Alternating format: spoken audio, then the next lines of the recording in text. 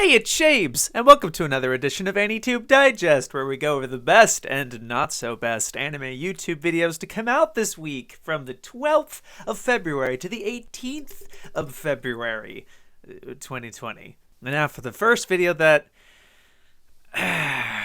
do I want to give it a not good or a disappointed? And take your pick. I really couldn't tell you, but yeah, I hate to start with some heat, some spice, this digest, but I was pretty mid on that first Otaku-chan episode. Sorry to say about that. That was definitely the project I was looking the most forward to in the year of 2020, and for anime YouTube, I mean, Otaku-VS, the whole team, Yusuf and the rest of them, are immensely talented and immensely ballsy to make this the direction of their content for being so talented. This is obviously kind of a stigma in kind of anime YouTube, has kind of a precedent for going terribly wrong with Mr. Chronexia's infamous Eight Seals adaptation of his light novel. Never mind any other what have you, various animations that have kind of cropped up that kind of make fun of anime in some capacity.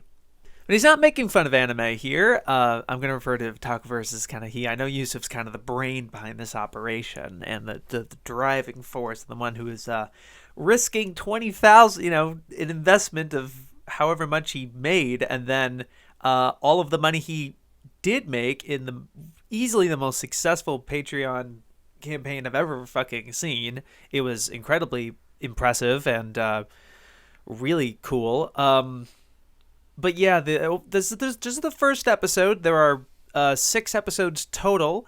They're a lot shorter than I anticipated. But that's okay. There's plenty of like short anime that come out every season, right? It's not like that kind of diminishes that you can do a lot in 6 minutes. This is more like 5 minutes. And because of the credits, which is a good ED, but it was a decent ED. It was like an original ED and then kind of a classic, character walking and everything, and some very lively animation. But yeah, to get into it, it felt mostly like a commercial, like another commercial for their merch, which is kind of their big reason why they got so profitable on Patreon. I think is this idea that they basically sold a hoodie every month or just like a different piece of merch, like really well made merch of their character here, that a lot of people have grown to really like, and they got a ton of fucking support on that and allowed them to fund this, but right in the middle of it is this whole commercial for their merch, and it was like, we know, like, I would have assumed that Oda-chan, this show, was to kind of give some sort of narrative or character or something, and I didn't get that here. A lot of the clips that were from this, and a lot of the shots are stuff that he's tweeted out before and like GIFs and everything, and you can kind of get the idea from the GIF. I don't know. I was just not very impressed with the overall animation, and that's not to, I don't think it was bad, definitely not. It's not something to roast him over for, and obviously big credit to the whole animation team behind this. There was like one impressive cut, but the background art, there was one really good shot of like this FBI wall with all this like cool detail in it, and like that was really nice. And I know you can spend a fair deal of time on those sorts of things and really make those moments count. But I don't know. I feel like a lot of this was just kind of not all that impressive to me. But I get that it's 6 episodes and it's a lot to make, or maybe 5 episodes. I might be mistaken. But yeah, I was just very underwhelmed, especially with how Yusuf's editing here. I would assume it's Yusuf. The editing is the most impressive part, like the one that actually caught my attention the most, like all of his glitch effects and the different graphics he would make. He had this really cool little eye catch thing with the Oda-chan will return and whatever. Certain little things like that are really cool, but like I don't know how long they really take to make. in comparison to the animation, which takes a lot longer and actually costs some money. And it paled in comparison. He was out editing his own animation. I felt it was weird. Like, he's a great, really talented editor, and I think all of those parts were just excellent. But like, again, he sandwiches it in kind of the middle of this commercial and starts it like in media res, where Oda-chan's talking with this new assistant and everything, and the assistant doesn't talk. It's like, oh, okay, so there's not going to be like characters in this. It's just Oda-chan, I guess. Okay. It didn't feel like there was any narrative really crafted. It was a very meta type of story where it's like, yeah, we got this Patreon money and we've spent it all already. And people find that funny, I guess. It's like self-deprecating, but I don't know. It makes it seem that this narrative of your Patreon and your merch and this whole thing that you're doing is more interesting than whatever you have to say with making this anime, I guess. Or like, I don't know what your intention was. That it was just very confusing. It didn't feel like a really strong first episode impression thing. Like, I know what to expect. I'm looking forward to the next few episodes. I am not looking forward to the next few episodes now because I don't know what you're doing. I don't know what you're doing here. Especially when you're like, I just got really bothered by having this commercial in the middle of it. It's like, what is this? And it was really weirdly like it kept interrupting with like, like changing a channel or something like that. And it was certainly different. And I think if this was like a real OVA that I watched in the 80s, like it had some like Cypher the Video vibes to it. But I have way more context now. What's fun about Cypher the Video is that it's so old and like you don't understand much of the context that was made, intention behind it. But here you do. Like, you had this. You want to make content on YouTube, and you started a Patreon as a last-ditch effort, and here's the thing, and that's what you make, and whatever. I watched back a little snippet of, because I happened to see the thumbnail, but I think you recommended it in like the end of the video. You included this, like, there was a video you made a couple months ago that was sort of like an interim period video, whatever, about dating sims or something, or like old computer games, and there was a clip of Oda-chan in there, and I was more engrossed in that one clip of Oda-chan because I don't know. I didn't have any expectations going into it, and I didn't have any preconceived like what's this going to be or whatever. And it was just a clip of Oda-chan. It was like really interesting, but like I was kind of expecting a narrative here. I was kind of expecting something substantial, and this felt very.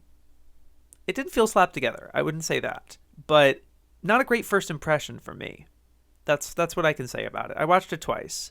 The cool little fancy editings you do is still the best part. I think you're out editing your own animation, and that's not a good look. To me at least, but it's still good. I mean, but again, all the people are really talented. This really is mean to no shade anyone here, but I do kind of hope. It's also that I'm not too keen on the self-deprecating humor or the kind of tongue-in-cheek like. I've created this pyramid, a scheme, if you will, or sort of jokes like that. It's just not my kind of humor. It didn't tickle my funny mode in that way. So I guess it may have been made it harder to appreciate. It usually kind of leaves a bad sour taste in my mouth, and always kind of makes me think. I mean, my general thing with Otaku-VS is that makes me kind of about the creation, the talent here as a whole. What their vision is and what they're driving towards, like what they value. It seems to me that they care more about the mystique and the aesthetic of anime, but not anime itself. Like there's no reference to any one particular anime here, or usually in their previous videos, like, they got so huge on these, like, badly summarize an anime or whatever, just kind of like generalize it, and I don't really like that, but that's not about that video. So I mean, I really respect the hustle and the effort for sure, but yeah, this was a disappointment for me, so I guess it's disappointed. Oh well. But hey, those of you guys who like it, you can like it. That's totally cool. I mean, I don't have to usually I don't have to usually specify that, but I know this was like super impressive, and kudos. Look, I did say I wasn't really looking forward to the next couple, but I'll still watch them. You know how I be. But that's just my kind of my 2 or 5 cents on it. Okay, and let's talk about the videos that I thought were decent, pretty decent. All right, it's okay. This Gigguk video wasn't so bad. I was clicking on it to be like, here we go. With I was gonna meme up finished species reviewers and talk about Azuken. I'm just really tired of the seasonal videos, to be honest with you. But he did a decent job covering the wide swath of it without overall outright dismissing it. Having some decent jokes. I thought he keeps taking a joke and running it into the ground. Like he did this Raid Shadow Legends joke way too much. I think he was really trying to force it to make it funny, and you gotta be smart about that. You gotta choose. You gotta really decide what I think this is the best joke I can make, and just suddenly drop it in there. I'm like, but don't keep making the same joke. It's gonna sour all of them. You know what I mean?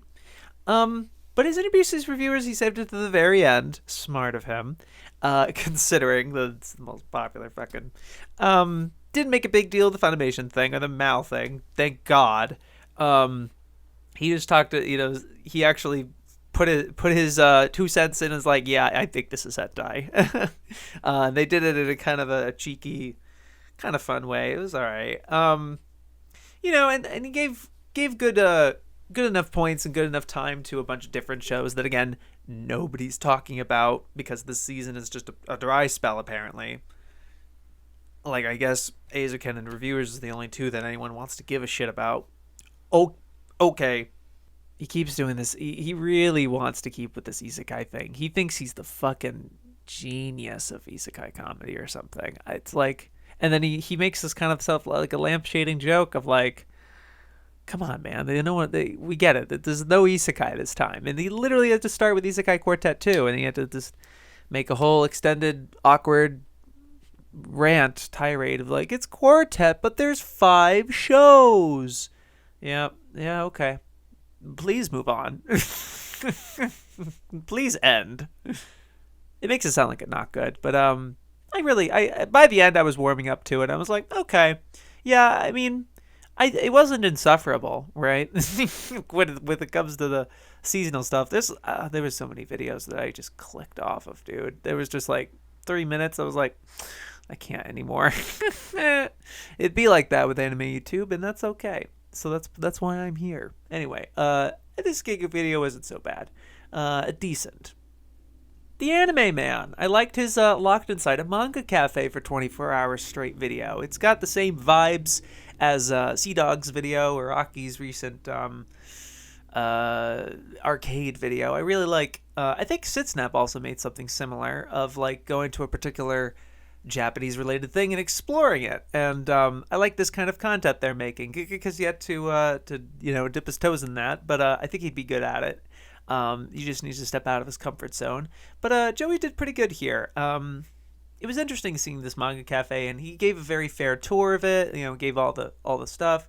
Was very transparent of like his process through the whole thing, because sometimes he has an initial plan and then he does something else and he chooses to do something else as the thing goes on. It doesn't make a huge thing out of it.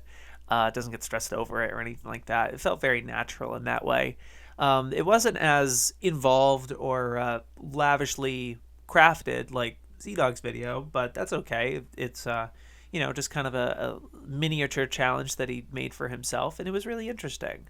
The manga, he gave some time to talk about the certain manga and stuff, and I always really like Joey for recommending certain manga that are just you would never have heard about. You're right. He's not going to spend a whole time. I read Kingdom, or like these manga that everyone kind of knows about already. It's a lot of kind of obscure stuff, and he actually caught on to one manga that he was so kind of so engrossed by that he made a whole video about it that I have not watched. I'm not really interested because it's a kind of a gory, psychologically fucked up kind of manga. But it was cool, and it was like nice to see him go through all of that and seeing kind of his thought process of like, reading a fucked up manga. And he's like, I'm gonna chase that down with some very cutesy shoujo. And like, oh yeah, that's good.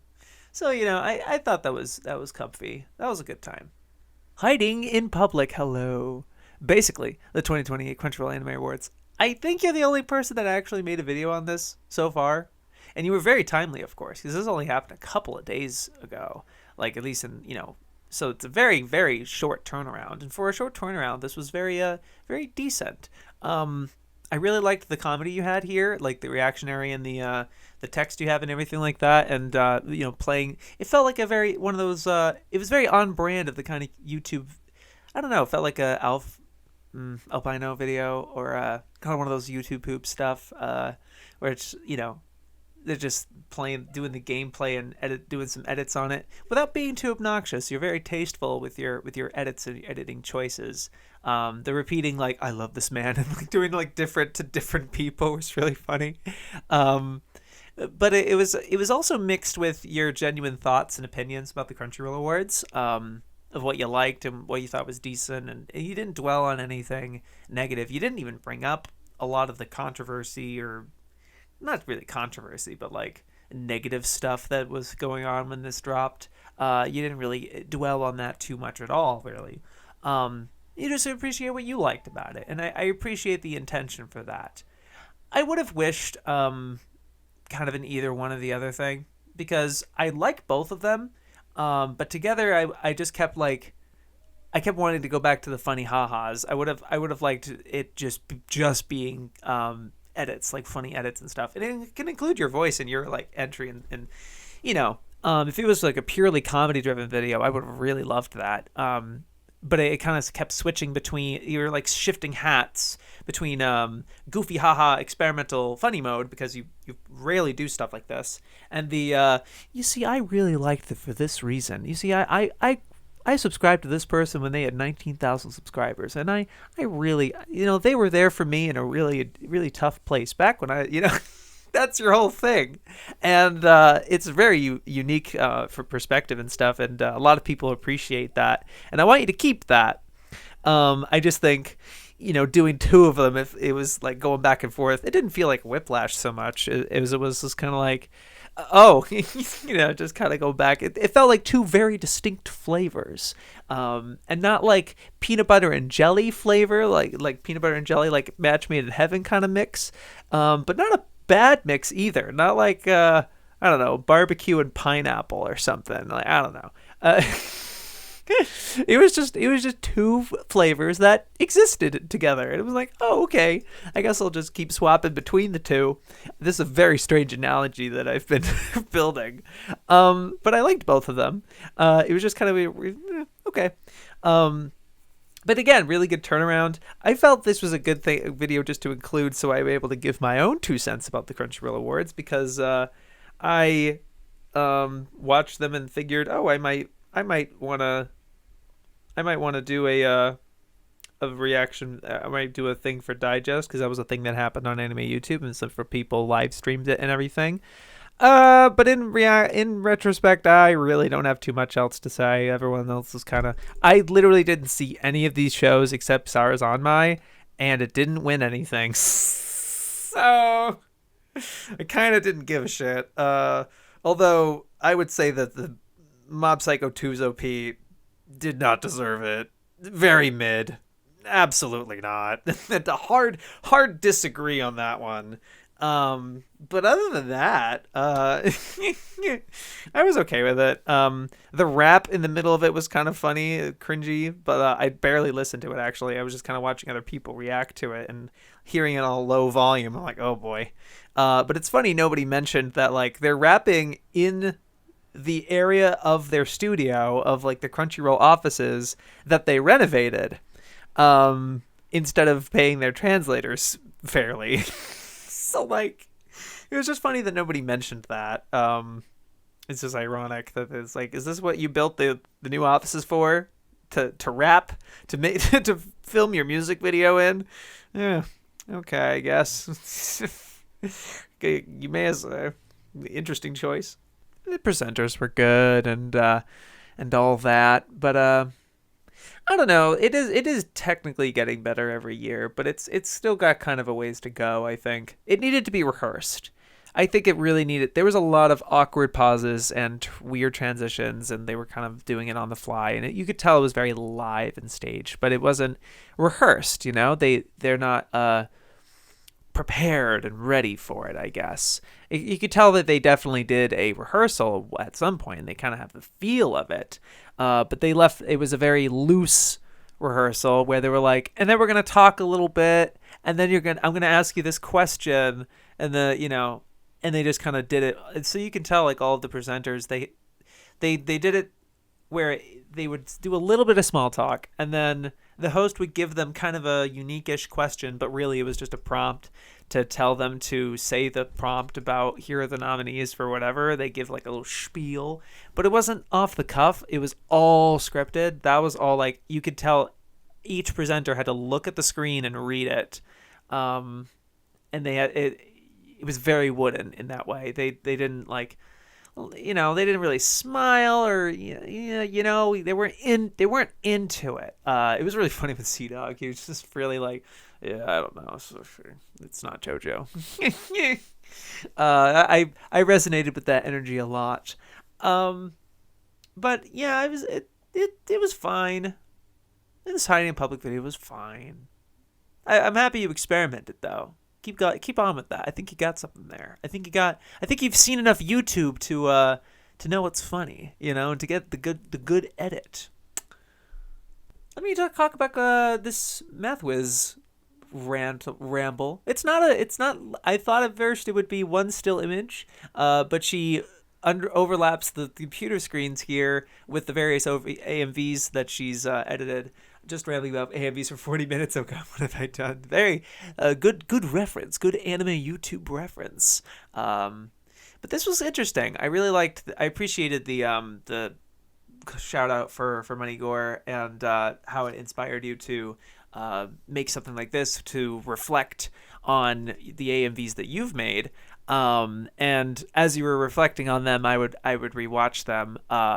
And kind of, so I wanted to give some kind of feedback in that way, because I knew you were looking for that. And I've been there, especially with AMVs. That's really the toughest thing about AMVs for me, is you never get feedback. You never get like, oh, I agree with this choice. There's nothing. It's like agreeing. There's not.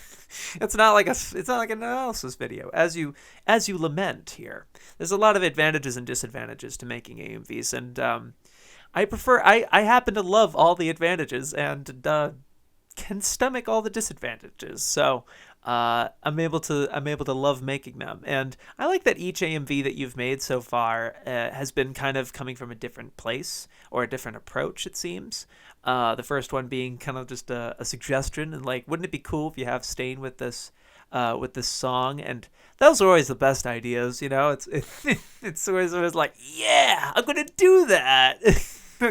Your reaction to your motivation to make it, I was like, yeah, that's how every AMV gets made. You think of a song, you think of the footage, like, oh yeah.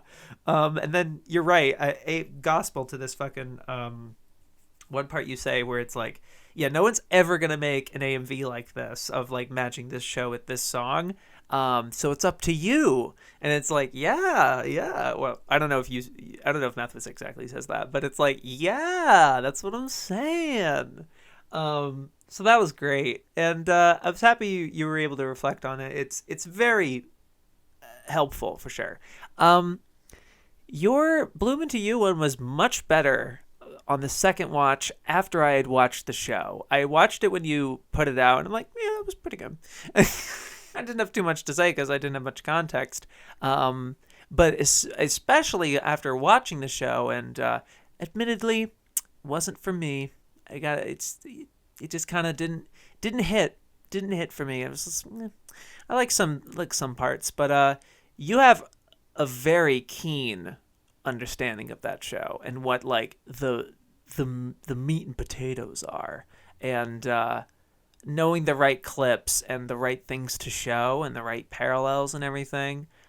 You understand that show perfectly, and that is very key for an AMV because even if people don't appreciate it if they haven't seen the show, right? If for the people that have, right, they know what to expect, right? They have an idea of what it is in their head, and articulating your vision and everything for it. It's like what I like AMVs to articulate what you find interest in, the shots that you like, and what you take value in a particular show.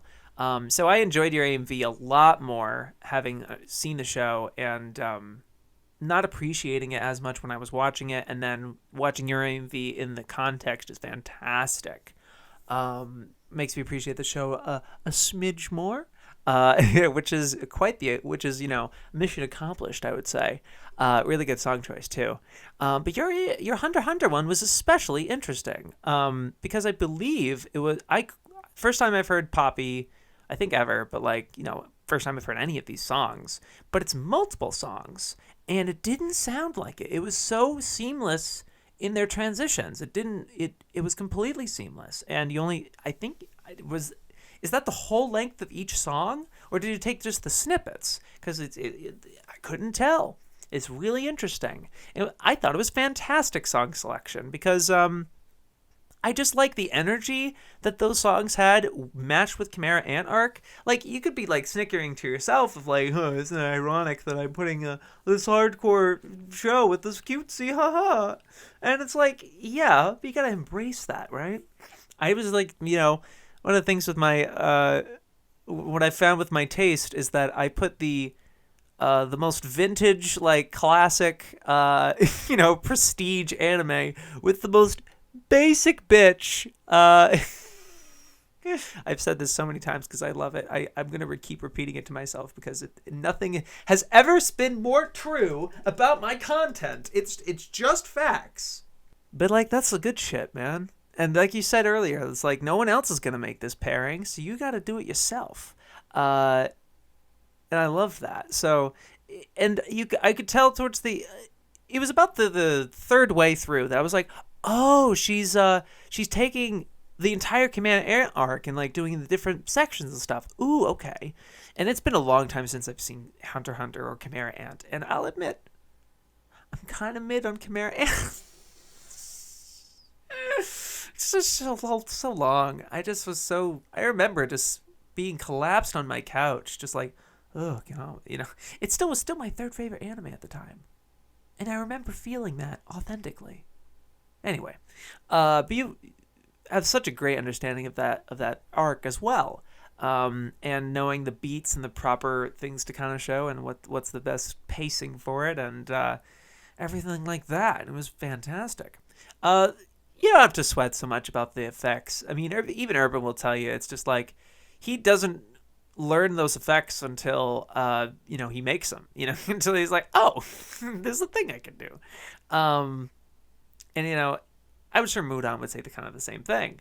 But it's once you have that little trick, like in your Bloom to You one, the little light effect you have there with I don't know, it's like a little siren thing, or I don't know, it's like little light reflection, whatever. Looks gorgeous and seamless, and it was very modern contemporary AMV sort of thing. It felt like a kind of AMV you'd see without the obnoxious adjustment layer zoom, which I learned about from Gil Eyes Here. Put out a fun video that I liked a lot, but I'm not going to mention it because it's like, well, I don't want to talk about Gil every week. I'm sorry. I want to be specific. I want to have something new. But it was really good, and I was really happy to hear your reflections on that and to watch the AMVs alongside it. So I really encourage you to keep doing that, and we'll be in touch.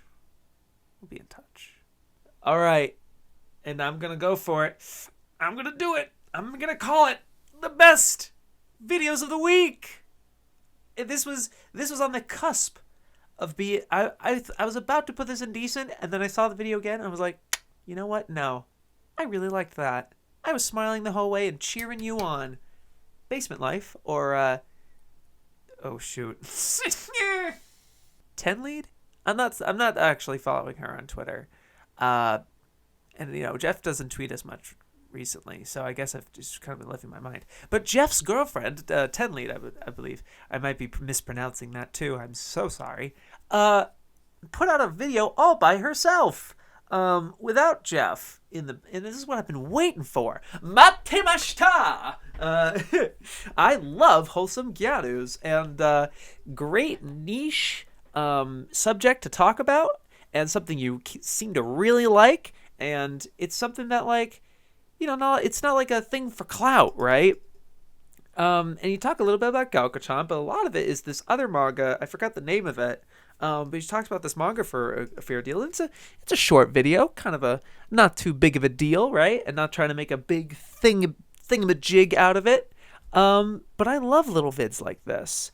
They were very comfy. You seem to really like the subject. I like the you're not taking yourself too seriously, or just being a little transparent about the process.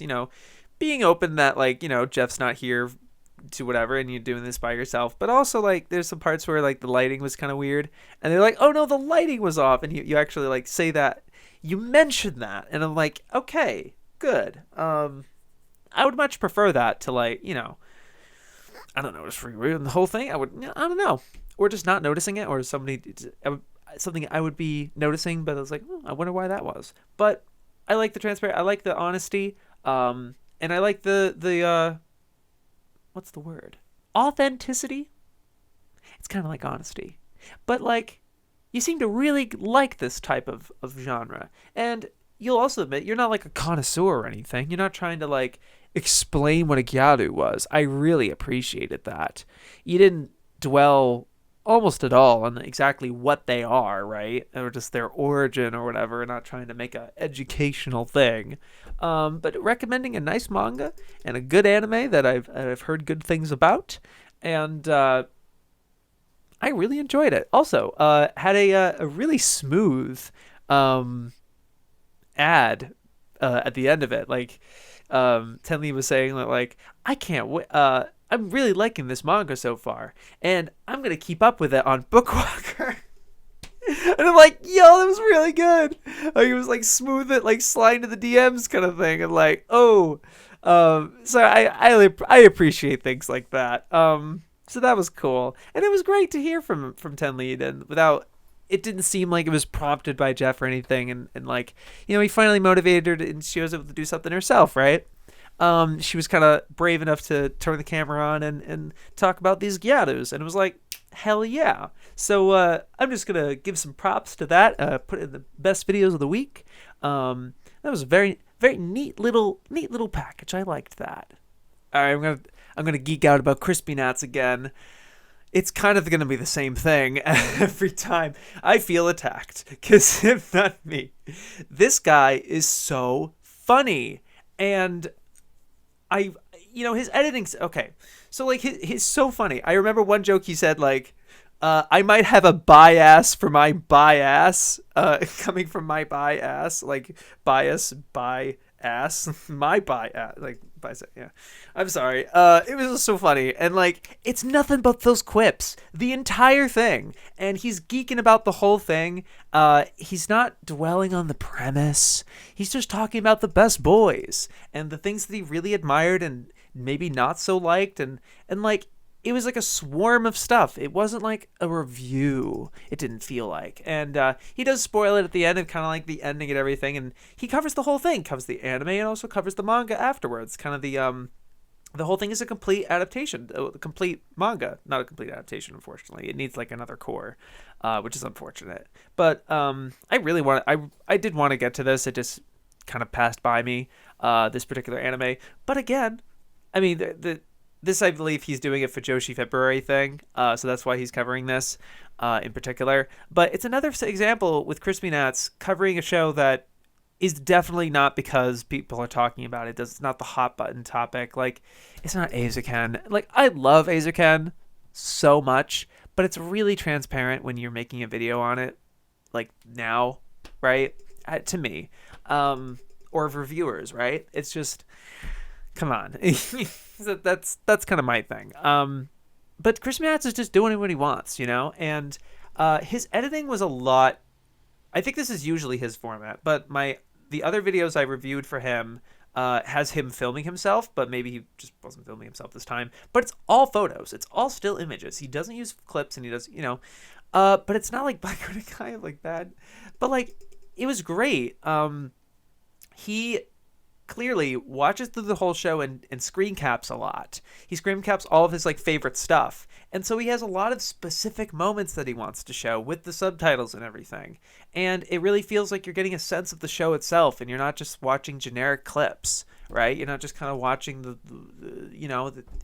it doesn't feel, it feels genuine. It feels like Crispy's really like hand-picking this stuff and hand-picking the manga panels that he's doing. It's not just generic whatever. It also like includes images of himself in it, like his reactions and stuff.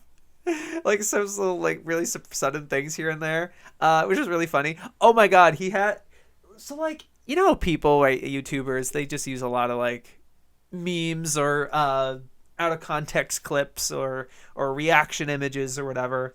You gotta be unique with those. You can't just throw out a fucking dog, right? I don't know. But like, he uses these Oprah clips. He uses like 2 different Oprah clips. That was so funny.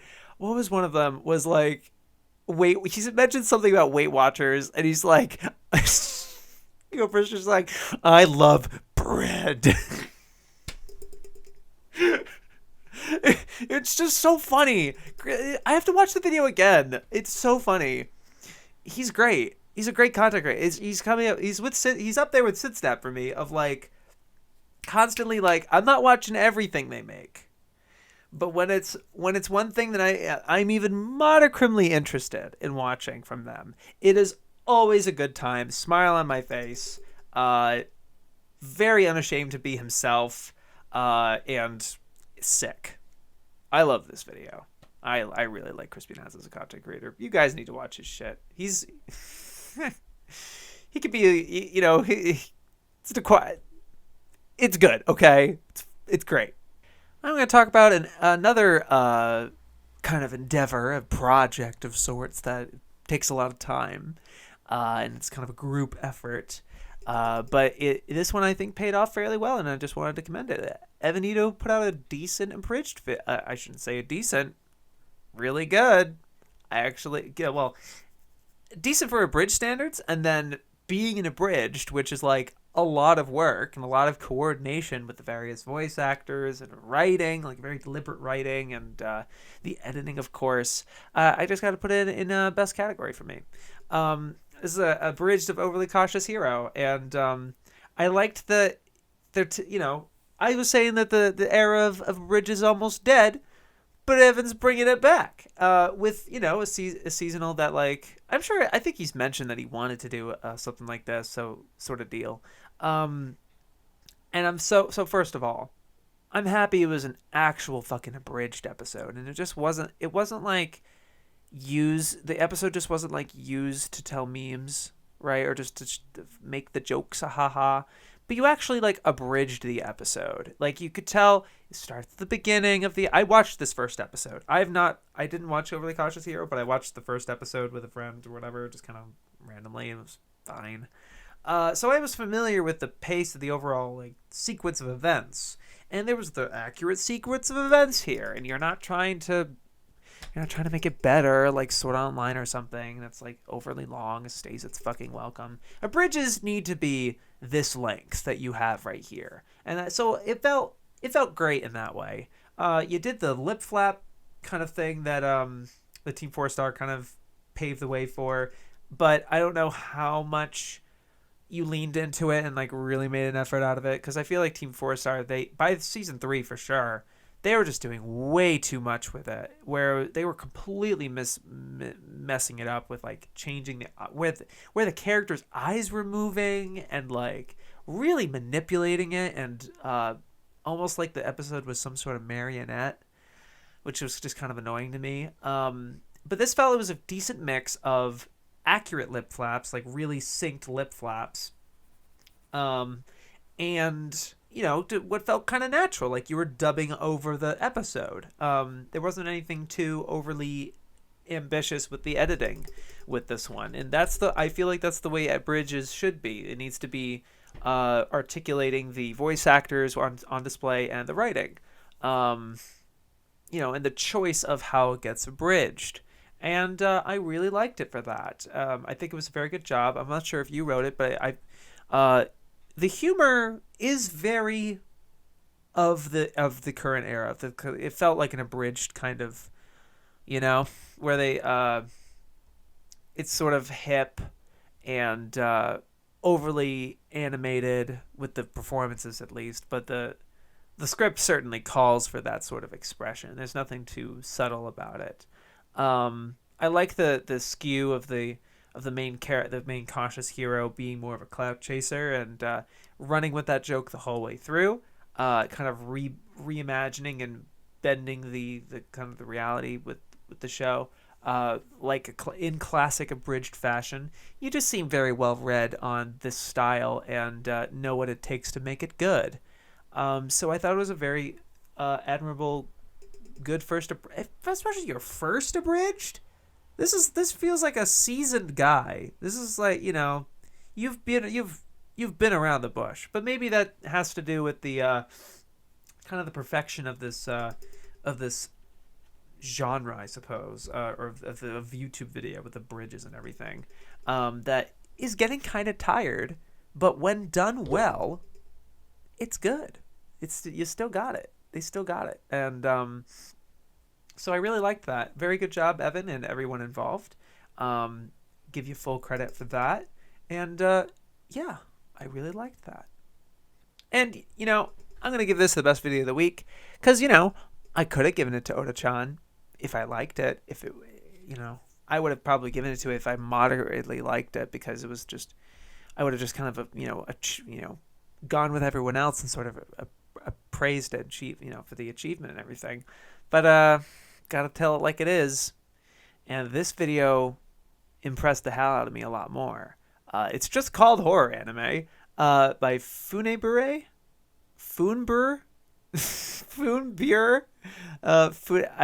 I want to pronounce it in the Japanese, Funebure. I don't know, but I really liked that. So this is a very generic topic. Urban's kind of had his qualms about it, and Jeff's had the subject, and this gets tossed around like fucking yesterday's I don't know, like somebody's expletive. I don't know. I don't know, like old laundry or something. I don't know the word for it. It's a very tired topic, but Funebure really really drives with it and kind of goes all over the place with the different interpretations and the different possibilities, is searching the idea of why isn't it scary. And it goes through the whole gambit of, like Monster, it's a thriller, Perfect Blue, it's this, and it's kind of like wrestling it in your head. Is like, is Gintama a horror because it has some horror episodes? No, and goes through the whole. It felt like it was a stream of consciousness presented like a horror sort of thing. Like it was very psychosis. I don't know if that's the right word, but like very spooked, haunted, distorted, strange. It felt like a horror video.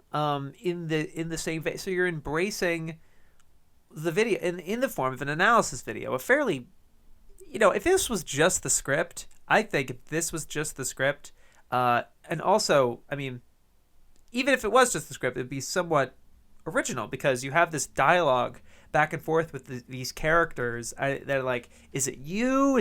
Who is it? There's a discussion there. So even the script is actually fairly engaging in that way. Even if you take away the voice distortion, there's a lot of voice distorting here, and the editing is really impressive for someone this size. Is really cool, and this is someone I think everyone should really check out. Like, this is like Guys, seriously, check this one out. This is really cool. I really like the style, the characters you have here. They seem to have their own kind of personalities and everything, and there's a very distinct vibe to this. Uh, and I do really appreciate that none of the titles you talk about, you seem to put down. Like even Tokyo Ghoul, you do a little bit maybe, but like none of this feels that wasn't scary, or you know what I mean, like really like, oh yeah, okay, like you come out of this with earnestness and having seen all these shows and referring to some shows I've never even heard of. He talks about this one particular hentai, and I really like the way that they spin this. How it kind of starts with the premise, and it's drawn just like how Joe from Pause and Select does his thing, where like the manga is kind of drawn in front of you, in front of your eyes, but like it's not really manga. It's not. I think it's like original art that like Funebure is drawing himself, and it was really engrossing. And you're describing the premise of the show, and then you reveal the cover to just it's a hentai, and they're like, well, is that horror? And it's like, I don't know. And then I really liked towards the end, you're kind of spiraling more into madness of like, wait, so like maybe the seasonal glut, however, how these shows get forgotten at the end of the season, maybe that's horror, you know, or something along those lines, where it started to get more meta, and you really felt it like you struggling with this idea of like what is and isn't horror anime, why is and isn't it scary, so it's supposed to be scary, like it's such a frustrating Ouroboros of a question. It's just like and you know, and that's all embraced in this great package. Like the presentation's phenomenal here. So I really enjoyed that, and I hope everyone checks this out, takes a look. I'll be leaving a comment or something. I really enjoyed that. Really cool character. I'm looking forward to what else they can make. That was sick. That was a really good video.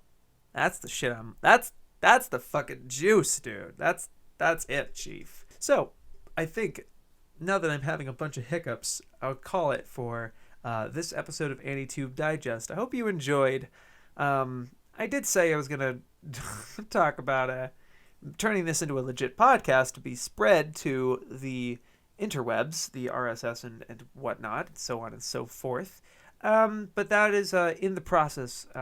We're figuring that out. I'm delaying because I want to get my camera fixed, and I need to record something in particular. I'm just kind of delaying it. My brain's very weird like that. But hope you liked that. Have a good week, fellas. Yo, peace.